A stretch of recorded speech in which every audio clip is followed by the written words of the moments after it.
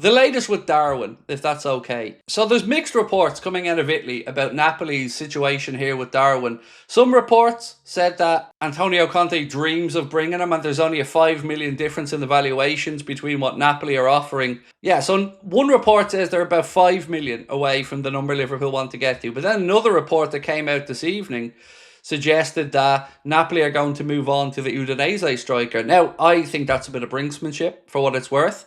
I do think you're going to see Liverpool and Napoli come closer on a deal, but that's just based off gut feeling. It just would seem wrong if Napoli got to 55 million euro and the number was 60 million euro, and then all of a sudden they change their minds and go and sign the guy from Udinese, who, if they really wanted him, they could have gotten him straight away and not wasted everyone's time. So I think there's still a little bit to go in the Darwin situation. I'm not buying the line coming out of Napoli that they're going to move on to the other target. I don't believe that's the case personally.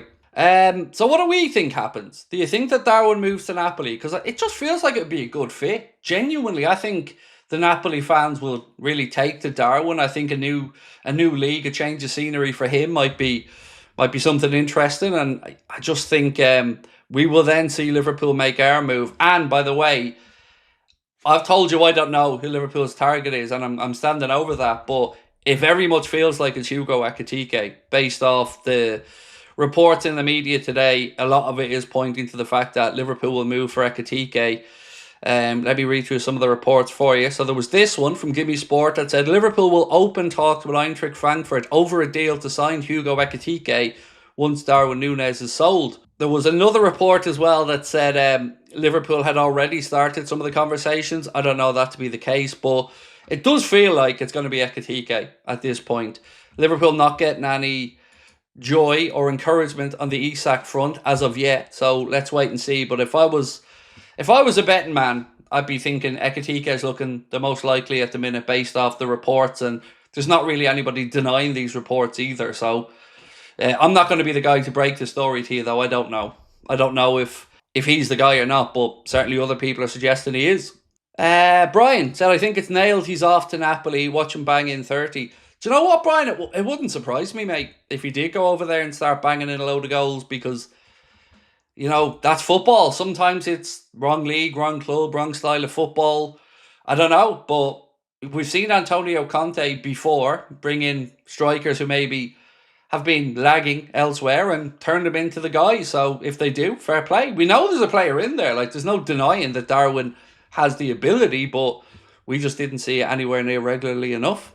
Darwin is leaving. I think so as well. There's been no hint that he stays. Not even from big Darwin fans. Like, there's just nothing to suggest he's saying. So yeah, we think it's going to be Darwin to Napoli, but let's wait and see. I don't believe for 1 second that Napoli are ready to walk away. I don't. Said, I'd honestly rather have Ekitike than Rodrigo. Why not have both, though? Why not have both, Jaden? And I know that sounds fanciful, but hear me out. We need a striker, and if Diaz is going to move on, then we need another player on that side. And yes, there is young Rio coming through. And again, the news today from the club was that Rio will sign his first professional contract next month. This reported by Jack Lusby said Rio is set to sign the new contract with Liverpool next month, which will make him his first professional deal. Happy days there. But why not have both? Ekitike and Rodrigo, if we lost Darwin and Diaz, is absolutely possible, especially considering what we mentioned earlier on about the Diogo Jota situation as well. I don't see why it wouldn't be possible, because we'd need the personnel. So why not? I know it sounds crazy, but hey, this has been a crazy transfer window for us so far. You know, did I think 6 months ago I'd be sitting here talking about a £116 million Florian Wirtz arriving? Nope. But we did. So who knows? We were told that this was going to be a statement window, one that will set Liverpool up to try to dominate for years to come. And, you know, that's the level we should be operating at. This maybe will push us a little bit closer with Darwin. So Romano said, exclusive, Galatasaray submit new proposal after €70 million rejected. The Turkish club now offers €75 million with €40 million immediate payment and €35 million in installments with bank guarantees. Decision up to Napoli again. Like, if they've got to 75 million euro, yes, it might not be in one lump sum, but if the player wants that move as well, surely Napoli are going to have to sell at this point. Said, hey Craig, hope you and the family are well. Is there any particular things about Osimhen that you don't rate? I think he'd be class at Liverpool. No, there's nothing I can put my finger on. That's the thing. Like, I can understand why people would say Victor Osimhen would be a great signing. I don't know. There's just something for me, mate, that just doesn't make me feel he's the right fit for us. Kind of the other night as well, I was speaking about Harry Kane, kind of saying the same thing. He'd get you goals, but I don't know. It doesn't strike me as a Liverpool type of deal. It just, something about it just doesn't feel it's one for us. Kyle said, we do not have enough attackers. It's very worrying. Certainly understand the concern, mate. We tragically lost Diogo. Darwin looks like he's on his way out the door. Chiesa certainly wants to play more regularly and may move away. And Diaz looks like he could move as well. So, yeah, I get it. You could maybe supplement some of it by the likes of a Dan's or a young Rio, but still you're going to want the here and now players as well. So I totally understand it. For me, if we ended the window with attacking options of something like this, Salah, Ekitike, Rodrigo, young Rio, Jaden Dans, Cody Gakpo. I mean, I'm very, very happy with that, to be honest with you, as well as obviously Wirtz, Soboslai. I think, and then I don't know what happens with Ben Doak either. We haven't even had much of a chance to talk about him. Could you do me a favour? So Dave Stinson, I don't know if he's been spamming it, but he just said, I hope Darwin stays. Please don't remove that comment. Dave's more than entitled to his opinion. Like, I don't agree with people that want Darwin to stay, but they're very much entitled to their comments and their beliefs. We just don't have to take down posts we don't agree with.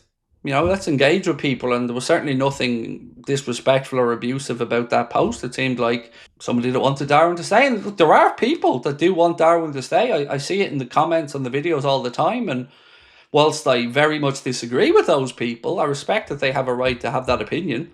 Darwin said we don't need a striker if we play Wirtz with a false nine, and I guess that's some of the problems that we have as fans, right? Right now, we don't know how Arna views the setup next season. So, do we end up playing a 4-2-2-2?